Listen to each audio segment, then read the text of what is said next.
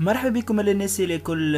نرمين صفر تطالب بالسماح للتونسيات بالزواج من 4 رجال. باش نشاهدوا اكثر تفاصيل على هذا الموضوع. ما تنساش مع الفيديو ابوني للشان يوتيوب متاعنا باش توصلك كما قلنا اخر الاخبار. نشرت الفنانة المثيرة للجدل نرمين صفر تدوين منذ قليل على صفحتها الرسمية بموقع التواصل الاجتماعي فيها أنها تطالب بالسماح للتونسيات من الزواج ب4 رجال، وأكدت بما أن تونس بلد الديمقراطية والحريات والمساواة بين الرجل والمرأة، فلهذا فإن القانون يجب أن يخول كذلك للمرأة أن تتزوج ب4 رجال. تصريح هذا خذا صدى كبير برشا على مواقع التواصل الاجتماعي.